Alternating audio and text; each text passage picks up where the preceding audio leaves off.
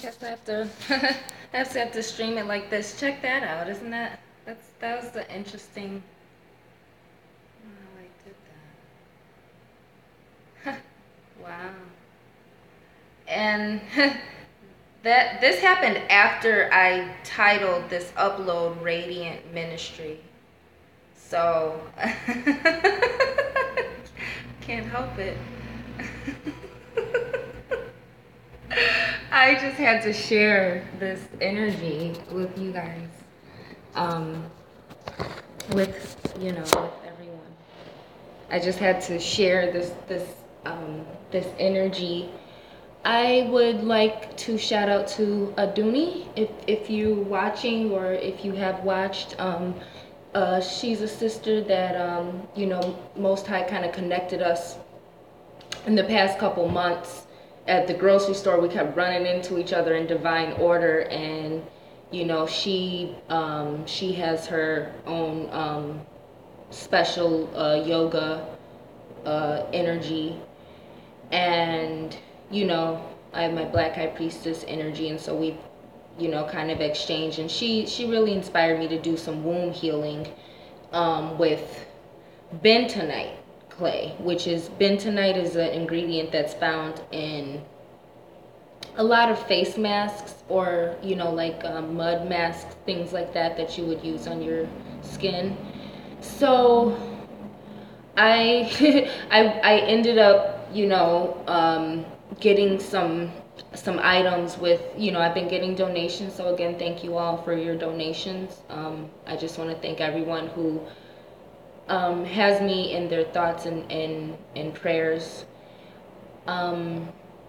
So I got some items, and since I've been selling some jewelry and things like that, and I used a charcoal face mask thing. I've never used one before, but I used it. I should show you all. It's a really cheap one. Hold on.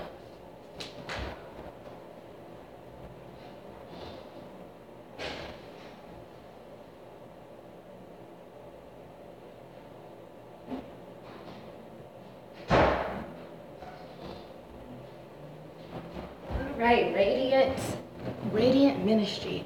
So again, I just got like the cheapest one from Walgreens, and this is a charcoal one.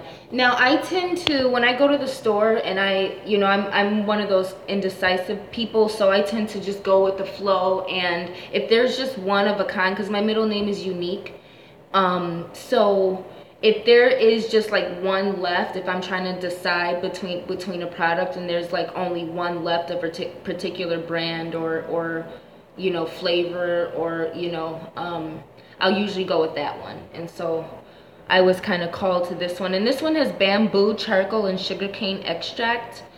Kind of matches my gray fleece thing here, but anyway, it has the bentonite.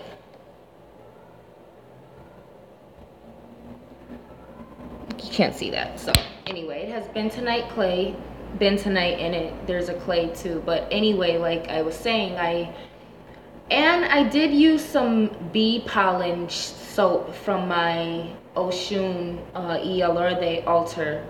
As you all know, I've taken down all of my altars, and I've erected an altar for the Most High, the God of Abraham, Isaac, and Israel, of Sarah, Rahab, and Mary full of grace, of Noah, of Mary Magdalene, or Mary of Magdalene, or Mary of Magdala, and of Moses.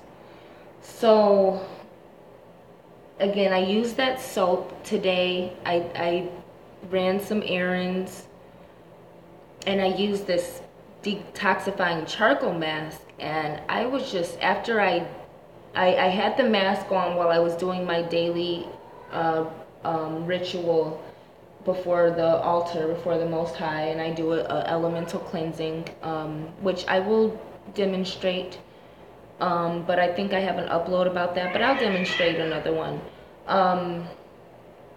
And so after I did that, I washed the mask off, and I just felt like radiant after that. Like, I just felt radiance. My skin just felt really smooth. And it, again, I know I have to use it a few times a week to really get all the, like, the blemishes and everything that I want to get off. But, like, my skin just felt really clear. And then I used this, again, this special, and I keep this cool. Peace, Aziz. Thank you. I've been using this, and this is an intuition face cream that I made specifically for vampires, actually. So it has sunblock in it. It has some intuition balm from New Orleans, and Ezuli intuition balm. It has just some other things that I have, but this one really makes my skin radiant, so this is like some would, it's got like a Freda energy. It's definitely got that albino energy to it. But this is one of a kind too. A lot of items I make are, again, just, items from my altar that I can put together and make a soap out of, makes like a Florida water or holy water out of, make tea out of, make incense. I just like to make products with things. That's what we do. That's what witches do. But again, I was just feeling so radiant, and I knew that I was going to have to go live and at least check in with everyone, and just kind of give some ministry. So again, I just want to show you all dealing with the situation here and everything. Clearly I'm still here. I'm not out on the street. I still am receiving any financial help or loans that anyone can help me with to, catch up on rent and things. But the Most High has really blessed me, and I want to check in with everyone about having faith. The last upload I did was, I believe, tearing down false altars, and, releasing any points of entry for unclean spirits, and just kind of resetting your head if you deal with Ifa, or if you deal with Yoruba, or a tradition of Vodun. It would be essentially resetting your head, or cleansing your head. But with me, it's more of just reestablishing that original relationship that I learned to have with the Most High from my mother, and adding a newfound element of trust, faith, and obedience. So, kind of noisy there. There, yeah, the pride. But this is kind of a different angle. I wonder how you guys are getting that. Anyway, so practice your faith, cleanse, do spiritual cleansing. Again, I want to demonstrate what spiritual cleansing looks like. Thank you, Aziz. Allah. The most important thing that I have really learned, and since I've been watching some anime series. I really like watching Japanese anime about the Old Testament and the New Testament. Some great series, some pretty interesting series. I'm an animation person, so I've been watching some Bible cartoons. And right now I'm in the middle of one. Mondo TV, or Mondo World, is the channel that I'm watching the New Testament, and just really learning about the things that Christ did as an adult, not being forced to go to church at a young age and just it going kind of in one ear and out the other, and not really having an understanding, because you're learning from adults who don't have an understanding and don't really have a relationship with the Most High. But actually learning about the Bible as an adult on my own, with my own education, because my mother taught me the spiritual aspect of having that relationship with that unseen force, that unseen spirit. But actually learning what the Bible says It's important to really read the scriptures, and if you got to watch cartoons or watch some biblical entertainment just to pique your interest and just to kind of get you thinking, so you can reference the Bible and check in with what society and pop culture illustrates versus what is actually in the Bible, and the things that you can really learn from what Jesus taught, and why there's so many discrepancies with the religion, and that's why religion is false. There's so many discrepancies, but it is the Most High. And again, just, giving my own testimony. First, I want to talk about salvation. The reason that people talk about being saved in terms of Christianity, a term that is used as being saved, is it really comes from having an experience where you were saved or healed. And the miracles that Emmanuel, the Messiah, performed were to get people to believe in the Most High God, his Father, our Father, so to speak, in heaven. And to show what the kingdom of heaven is about, which is helping each other, being merciful, being kind, being loving, being full of joy, being righteous, being loyal, and offering of yourself and being of service. So again, those who are saved, who had a dire circumstance and calling on the Most High and putting faith in the Most High and following the teachings of Emmanuel, the Messiah, and having a miracle happen in your life as a result of that. That is what being saved is about. That's what salvation is about. So it may not happen to everyone. Some people may have been saved. Some people may have bore witness through a vision or a dream, or actually witnessing something in real life, so to speak, the way people bore witness to Christ's resurrection after, dying on the stake, or the way people bore witness to the miracles that Christ did. A person may have been saved the way Christ gave vision to the blind, but someone may have bore witness to Christ bringing back the dead to life, and through that bearing witness to a vision, a spiritual insight, or a vision of Christ, or something like that, where you have seen. Me, I have bore witness to the Eshu. And again, to clarify, I understand that the Eshu, or I believe Eshkigel would be a name more associated with his angelic energy.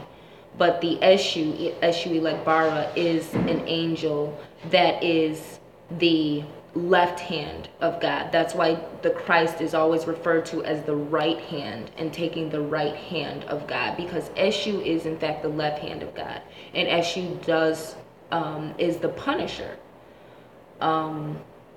So just as Obatala or Allah, would be related to the Prince of Peace, or the right hand of God.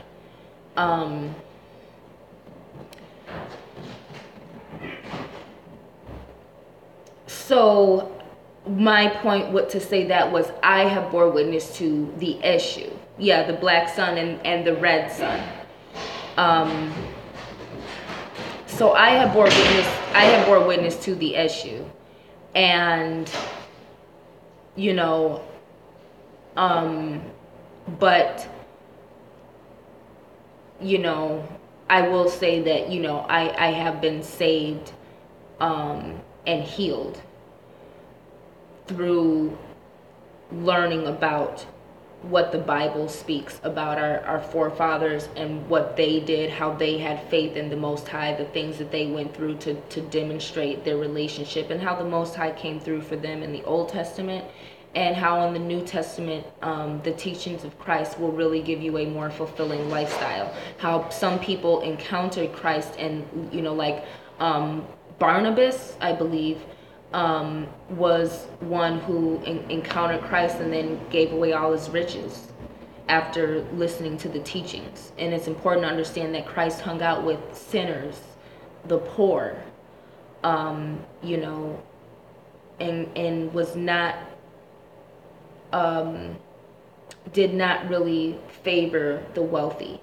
And he talked about the importance of understanding that the first shall be last and the last shall be first, and that the kingdom of heaven is in the heart. And the wealthy tend to have greed, and they were unable to live the way the poor did, and live by humble means.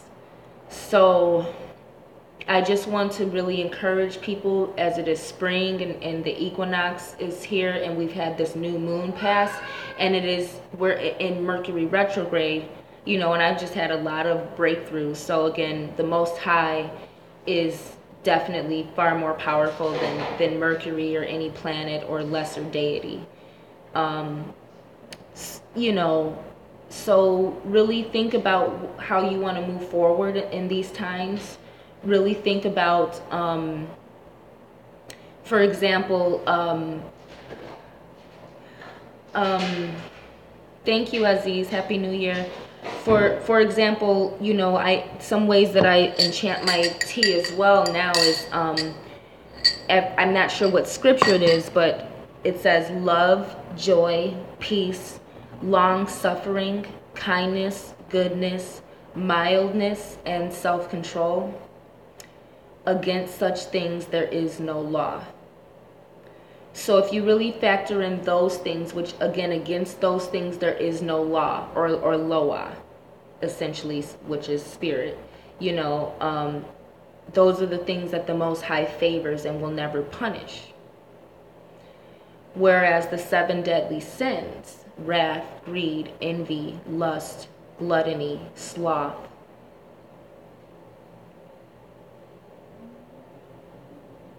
greed, and pride, those are the things that are the entry points for all these corrupt spirits, and those are the things that lead into that one can lead and unfold into all of them, and a corrupt lifestyle. So remember to fight against the 7 deadly sins. Rebuke any unclean, wicked, corrupted, and evil spirits from your life and your energy.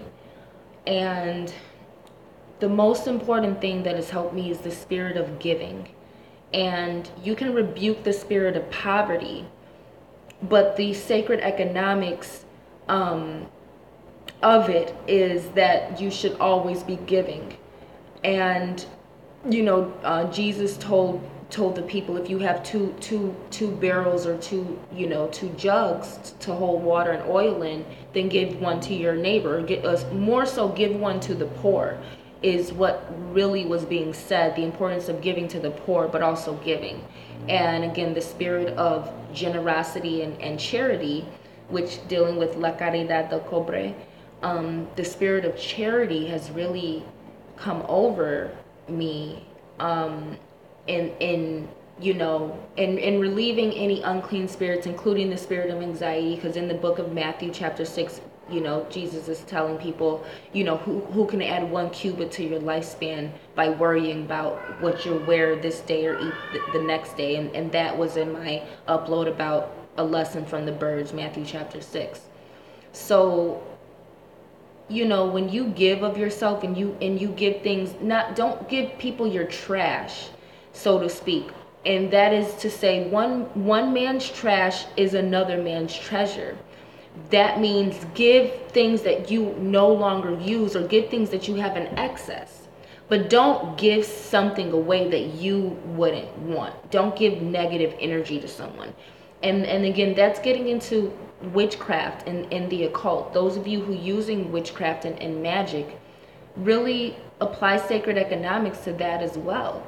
Let things come to you and be open to receiving by giving of what you have, but don't be throwing negative energy towards someone, because you know how the laws work, and you are, whatever you do, whatever you send out comes back to thee.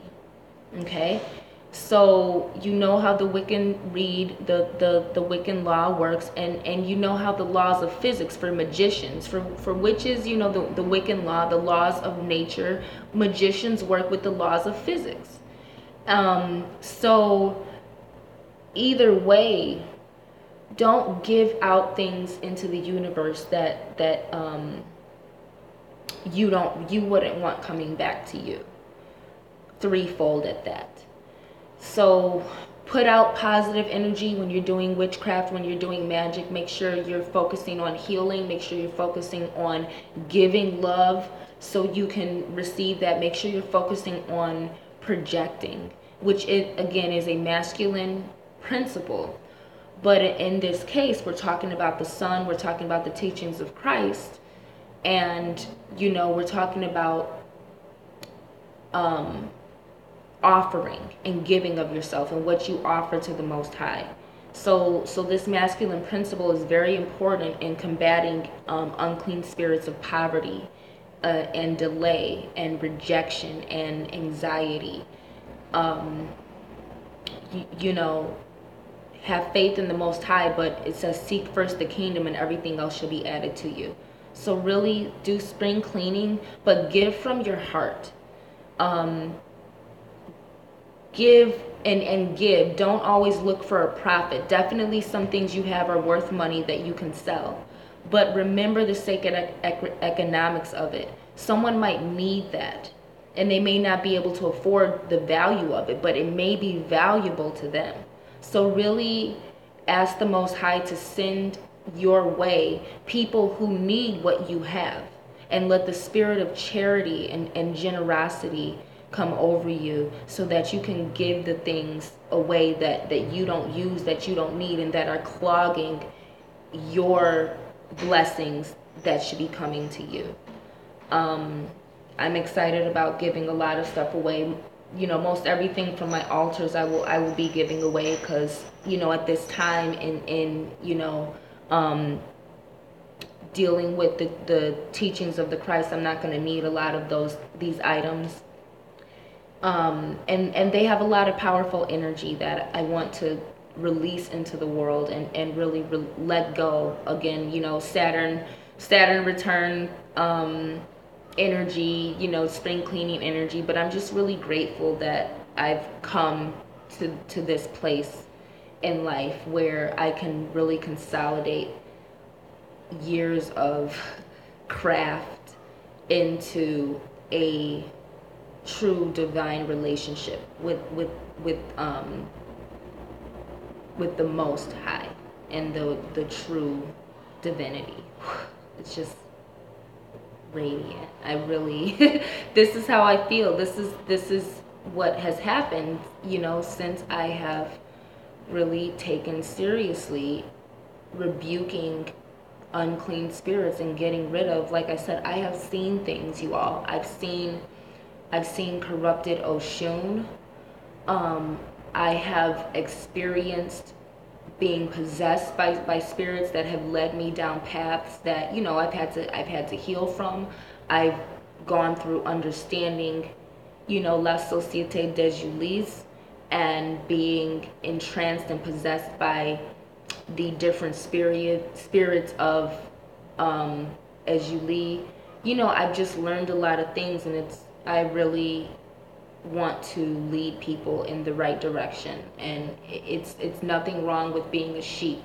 You can be intelligent. You can be even the Messiah says, be wise as serpents. So it is not to negate anything from ancient Kemet or any practices that are ancient and original to the African or the Naga, but it's to really understand that the Lord, the Most High, works in mysterious ways. And like I said, just understanding the voodoo and feminine principles in the Bible religion is false, and there's a lot of deceptions. Satan, the deceiver, has used religion to get people away from the teachings of the Bible by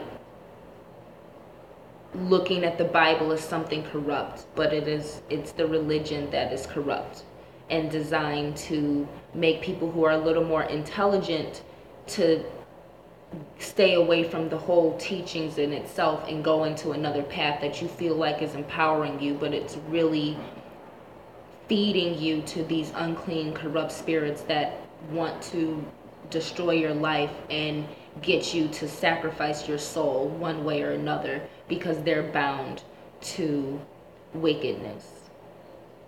So do be careful. And again, it's important to use your understanding of the occult, of magic, of witchcraft, and of spirituality to do spiritual warfare that is talked about in the Bible. And to combat these evil, wicked, unclean spirits. But you yourself have to cleanse your intentions, your heart, your mind, and your psyche. And you have to align yourself with the Most High. And it is not to become perfect. It's not to say, oh, you can't be a sinner. It is to really, in your heart and intentions, align yourself with that form of divinity and align yourself with the things: love, joy, peace, kindness, goodness, mildness, long-suffering, self-control, with these disciplines, like the disciples did. They were disciples, they were disciplined in the teachings of Christ. The apostles were the chosen ones, the 12 apostles. You know what I'm saying? And the prophets were the ones who, before Christ, had a direct relationship with the Most High. Before Christ. The prophets come from the Old Testament. In the New Testament, you have the disciples and the apostles. So again, we're talking about how Christ, who was a Hebrew and born of Israel and born of David's bloodline, essentially the black, or so to speak, the black human, or the Aboriginal African.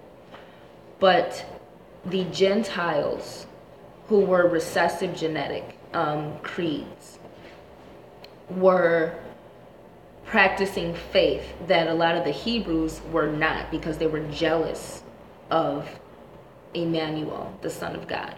They were jealous and they weren't going along with it. So it is, again, important to remember that with the way the world is going now, and all the political battles and the climate of wickedness,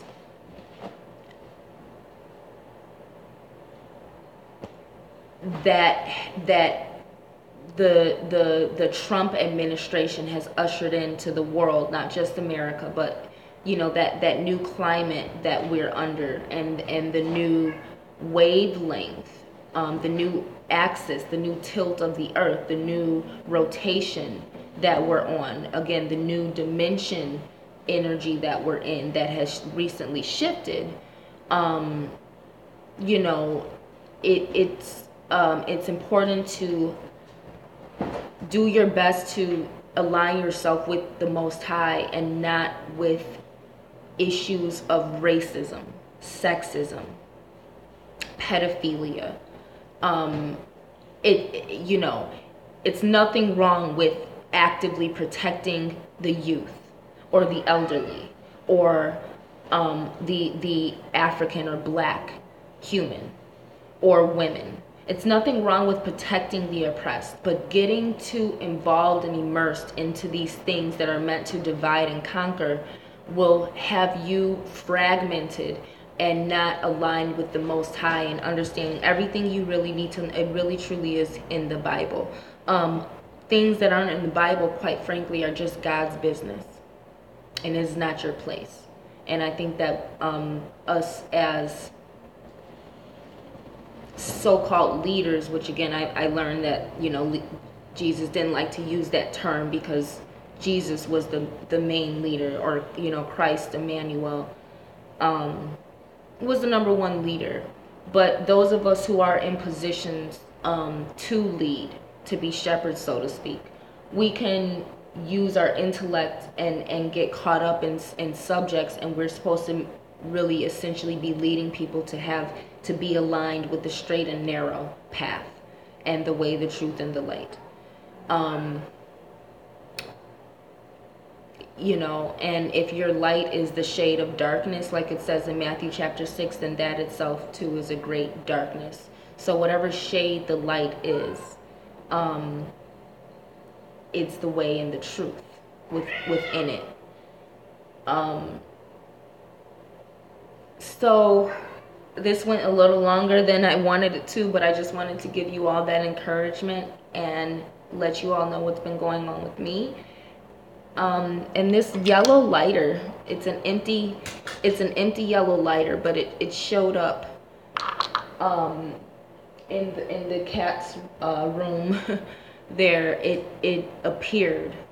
So I did a little bit of research about the significance of that, but I just wanted to kind of share that if anyone has any comments about that. And it's empty, you know, and it appeared one day. It wasn't anywhere in the house before, and of course, as you guys can see, I don't have anything, so I know what's here and what isn't. But it appeared yesterday, I believe, and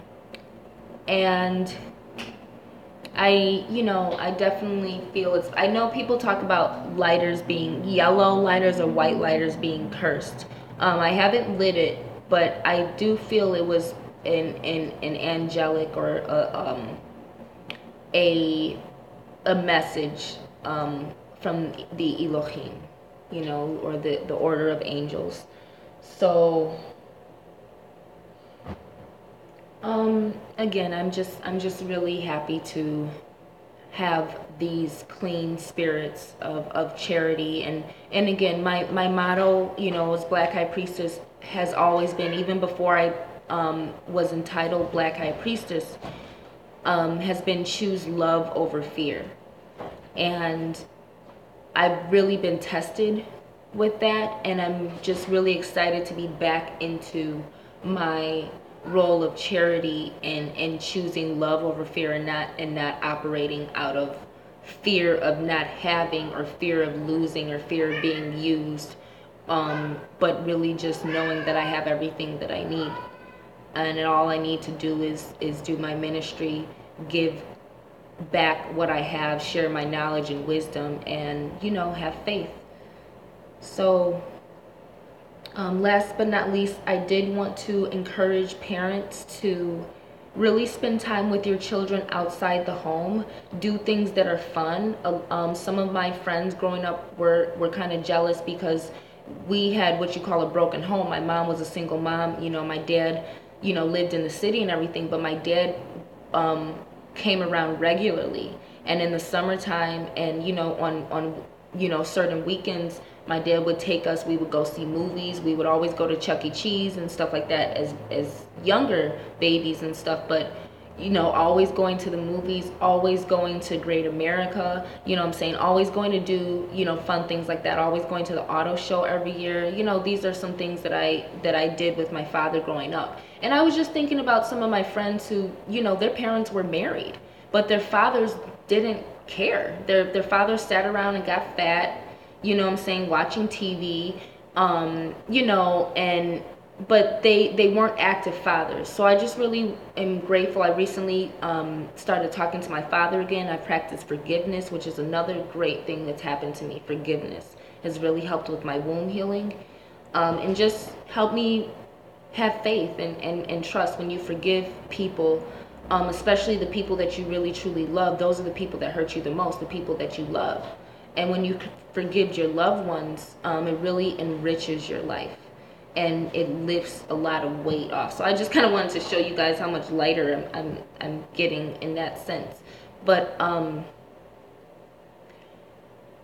I forgiven my father. We've communicated, and I wanted to appreciate that, and I wanted to tell parents, fathers especially, it's really important to have fun with your children, but mothers too. Some of y'all are stay-at-home moms. My dad was fun dad, but again, my dad was military, I'm saying, Vietnam vet, honorably discharged. So my dad was an active person. And he would not let us get overweight and obese and be dumb and not, use our intuition. He taught us a lot about those things, because these are the things that helped him survive Vietnam. He was a Marine. Okay, so my dad is a survivor, my mother is a survivor. They both have survived the inner city of Chicago in the 60s and 70s. So, 50s in my dad's case too. So, parents, be active with your children. Don't be sitting around in front of the TV. Get out and do active things that require you to walk around. Being in Great America requires you to walk around all day. You're getting exercise, you're doing something fun. Do things that involve active exercise. Water parks, swimming. Swimming is one of the best exercises. And it helps you connect with a different element besides just air and earth. Camping, of course, if certain things like that, but if you're camping, make it about connecting with nature. Don't make it about taking your whole convenience and luxury to the middle of the wilderness. Make it being about teaching your children how to connect with nature. Really indulge in these things. The museum is another great thing that you all can do but there's so many things that parents can do with your children that are conducive to families and having younger children and babies. It's really important to engage with your children outside of the home. It really helped me, and I was remembering how, again, I had friends who their parents were married. They didn't have all the struggles we had, but they were jealous of us because our father, whenever we did see him, it was always a good time.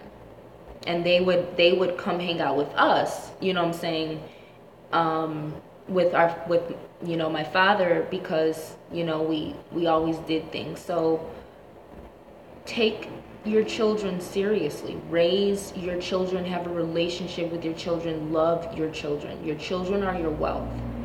Turn off the TV and raise your children. All right? Peace and love.